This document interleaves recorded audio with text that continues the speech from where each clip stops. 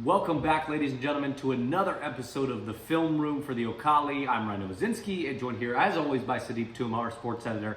And today we're going to be breaking down a little bit of the ins and outs of that 27-13 victory for OSU over West Virginia. Sudeep, what did you think of this game overall? Let's talk about a little bit what you thought of the offense and defense. It was definitely a different approach. Yeah. I think that was the biggest thing, right? It was a real ball control approach. They're playing serious defense. Mm-hmm. And I don't know if anyone's ever seen that in the Mike Gundy era. I don't know if Mike Gundy has seen that. It was a completely different approach, but it worked. It definitely worked, and let's break it down right now to the Film Room. Alrighty, folks, and so now we're going to go ahead and break down some of the film here for OSU's game against West Virginia in that 27-13 victory for the Cowboys.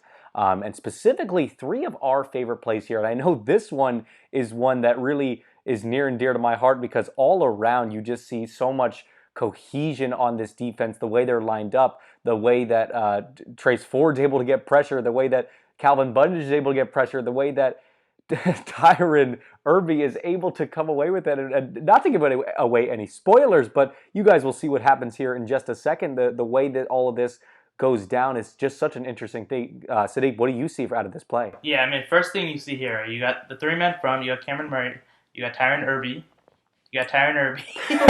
and then you got Trace Ford on the side. Then you see Calvin Bunch on the top right, then you got Amon and Malcolm, the other two linebackers. This is the uniqueness, and this is kind of the versatility that a guy like Calvin Bundage gives you. You saw most plays, you had two linebackers in, even though last year, you saw two linebackers, right? Mm-hmm. You saw a little bit of Devin Harper. For the most part, you saw those two guys.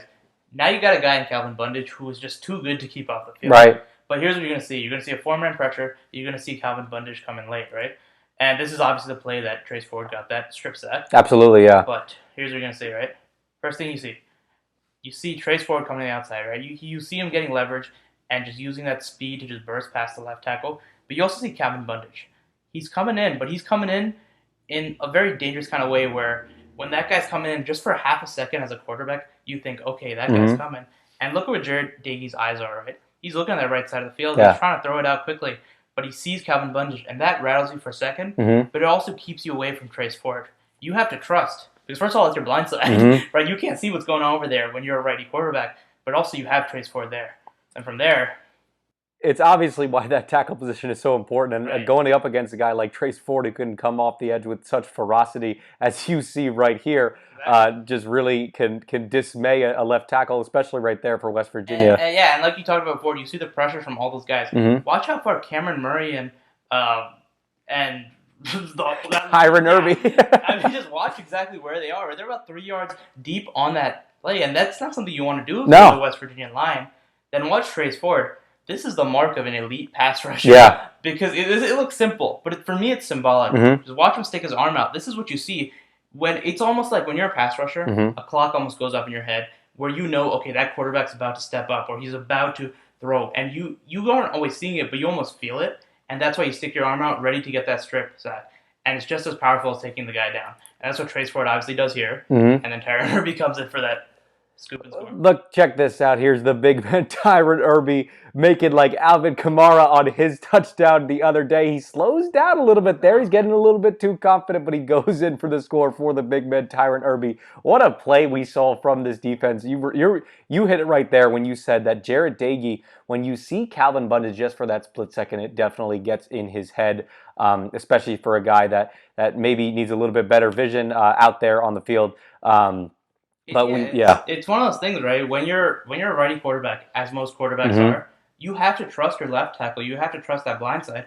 A, because he's supposed to be really good, and B, because you can't see, right? Yeah. When your left shoulder's over, you just genuinely can't see that side unless you're making a clear distinction to look that side. And that's why the left tackle position is, as they say, second or third most important position on a football field. Exactly. Definitely is definitely up there as one of the most important positions on the field. That's why there's a whole movie, The Blind Side, right? But now let's take a look at let's flip flop here. Let's talk about the offense a little bit and what this team was able to do yesterday, and more specifically what they weren't able to do yesterday. And this play was one of those things where once you look into it and take a deeper dive into Shane Illingworth's pick yesterday, or the other day rather, You notice a lot of things there. You notice the eyes, right? You notice the vision on Shane Illingworth and where he's looking and maybe what he could have done as opposed to what he actually did. And I'm going to have you go ahead and break that down a little bit more in depth for us. Yeah, we talked about this before, and aside from just this play, getting away from this for just a second, Shane Illingworth played really well in the sense of his IQ, his decision making. Right. He didn't really make a lot of mistakes, and he played the role you needed him to, not just as a conservative guy where they ran the ball and played defense, but he made really smart decisions, right? Right. Nuances, because you didn't see it, because what he did well was he didn't make the passes that he shouldn't have made. Right. He avoided those mistakes, which is good, right? That's along with the game plan. And that's the IQ of understanding the situation. This was the interception, obviously, and went back and looked at it. And the player to highlight here is Tony Fields in the middle, right? Got your middle linebacker. Now, what you're going to see here is West Virginia plays zone all over. And when the pass rush starts to hit Shane Illingworth, he moves around well. He steps up in the pocket, or steps to the right of the pocket. He shows his pocket presence once again. And it's an eye thing. You're going to watch the whole... What happened here is Tony Fields is just reading Shane Illingworth's eyes. Now watch what happens.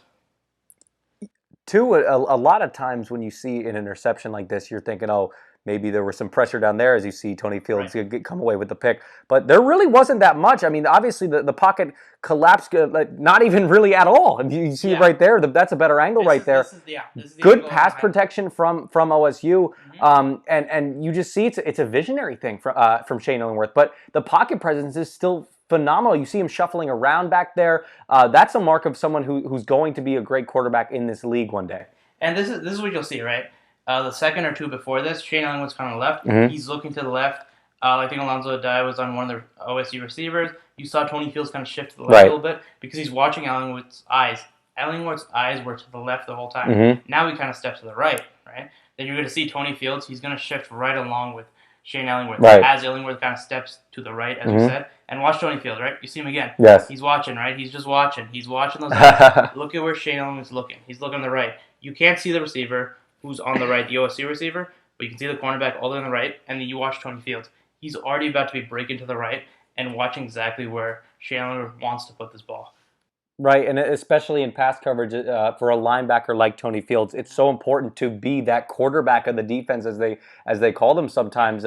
And yeah, for him to be able to do this and really match and sort of play a matching game with Shane Illingworth there is definitely the marking of a great linebacker in this league, for him to be able to go out there and get that. And yeah, what a play from him. But also, like you said, the visionary wise for Illingworth, it was definitely sort of a misstep. Exactly what you're looking for. You see kind of Tony Fields, a little hidden, so which is almost one of the things, right? Right. Shane Illingworth's kind of assuming because Tony Fields went out to the left, right? When you're playing zone coverage, that's one of the things. You want to kind of, you step somewhere where you assume the quarterback's going to throw. Shane Illingworth holds it another second, steps to the right, and here you see the OSU receiver kind of start to get open, but you watch Tony Fields, and he's just watching Illingworth's eyes. He knows exactly where this pass is going. Now, it looks like where he's throwing it shouldn't be where he's throwing it, but, receivers are just that fast, right? So let's pretend Tony Fields wasn't there for a second. That would have been a completed pass. Now, what you're going to see is a pass that goes straight. That's your problem. There's got to be a little more touch on that ball, and you got to throw it a little over. Now, like we talked about Shane Illingworth's IQ, he's understanding when not to make mistakes. Right. But this is one of those things of being a freshman, understanding where or how the defense kind of operates, and that's something he can kind of improve on. Now, this is for me, and I'm sure if it's the same for you, this is almost like 1 to 100, 1 to 1,000. I agreed. Yeah, it's like most other decisions, he's poised, mature, way beyond his years. But this is one of those things he's going to look at and say, okay, now let me watch that. Because when you're in that pocket and you're moving around, you don't get rattled per se, but sometimes you might forget a thing or two, right? Of course. And that's kind of what happened here. And that's where he threw that pick. And where it was a little bit underthrown, correct, it almost seemed like a thing where his mind was trying to do one thing, but his body sort of didn't do it. But even if his body was able to get a little bit more zip on that ball, I'm not sure that Tony Fields wouldn't have came away with that. What a great performance from yesterday. It's just one of those plays where the defense makes such a great play, and you just got to give it up. When safeties, when cornerbacks, when anyone are just watching the eyes of the quarterback, it's so difficult. You've seen Drew Brees, you've seen all the great quarterbacks look off defenses, right? But it's sometimes easier said than done, especially when you're in the pocket and things are crumbling. It's just tough to do. Right, yeah, it definitely is. And now let's go back to the defense for OSU. You see we got the classic, we got the 4-2 right here.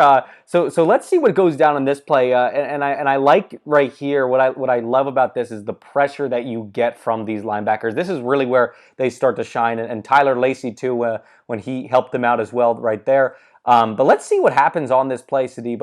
What did you make of all this? Yeah, so what you're going to see here, again, like you said, 4-2, you got Trace Ford on one side, you got Tyler Lacey highlighted on the left, you got Amen, who's eventually going to get the sack on this play, and then you're going to see Malcolm Rodriguez come in, and you're essentially going to have a blitz, just 5-man blitz, nothing too crazy. But what you're really going to want to watch is Tyler Lacey on that left side. Watch how he just he powers by his defender, uses hands really well, and gets by, because even though Amen gets the sack, for me, it's Tyler Lacey who made this play. Right. Watch him kind of dust by right here on the left, right? You see him pushing down, and that's where you mark it, right? Yeah. Now watch. Tyler Lacey has beaten his defender. If you're Jared Dagey and you see that, like we talked about, you don't always see your left side, but you see your right side, and you see a big Tyler Lacey coming right at you. Now watch this offensive guard, 57. He sees that. He knows his man's beat, or he knows that right tackle's beat, and he's not blocking anymore. What assignment should have been is Amen right here, right? Right. But now he's just going to drop, because instinctually, even though... Panic mode. Yeah, if he looks back and he goes, oh yeah, there's no way I was ever going to touch Tyler Lacey, but you're instinctually, just as an offensive lineman, you want to block someone, right? You see a free runner come in, you want to block him, and he immediately goes that way. You see his eyes, you see his entire body turn, and you're going to see him start shifting that way.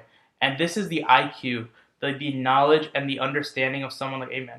Because what we didn't highlight a second ago, when Malcolm Rodriguez came in, he got stuffed really well by Letty Brown. Great pass protection by the running back, right? And that's why the entire right side right here is all taken care of. But Amen, who was supposed to be covering Letty Brown on that route, was just waiting there, right? Kind of like a QB spy, sort of. But now this is the IQ of understanding. Oh, wow, Jared Dagey, there's a wide open lane there. My man is covered. Yeah. It's for me to take, right? And watch him just come in and stuff it up. Right? And you also see Malcolm Rodriguez creating pressure. And you just got Amen right there. You go, yeah. And you see it right there. Just what a high intelligence play for him to almost think 2 steps ahead too. You know, like he saw the assignment missed there by that one offensive lineman, and the fact that he was able to crash down like that and make that play is absolutely outstanding. And I love what you said about Tyler Lacey's hands. That's one thing I was really excited for going into this season. I knew he had great hand placement, but in this, it's great and it's quick. I mean, look at the way he's able to swim off of that West Virginia offensive tackle.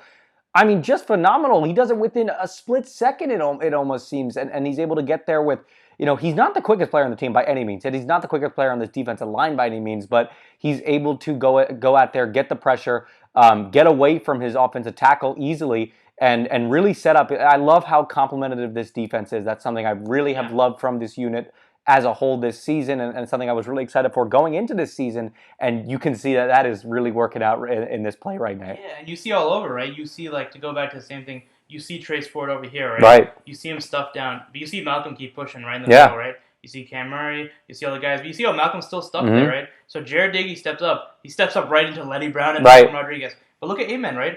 He was 8 yards off from Jared Dagey, but he just comes in straight up and just takes him down. 8 yards off and about 8 people deep right there. And this is how this guy was a leading rusher. Exactly. This is not a guy that they send into pass rush that often. They really don't. No. Right? They put him out in other situations a lot more. He's smart. He's the leader of the defense. He's an amazing tackler. But this is how you get 5.5 sacks and lead this Cowboy defense last year. Leader of the defense, and that's why they call him a Mike linebacker. He is the guy, like as I said with West Virginia's guy, that this is the leader of that defense, the quarterback of the defense, and you're going to be seeing plays like this all season long, and you're also going to be seeing Sudeep and I break these down all season long right here on the Okali Video Network. I'm Ryan Novozinsky, joined here as always by Sudeep Tumma. Tune into our coverage and have a great day.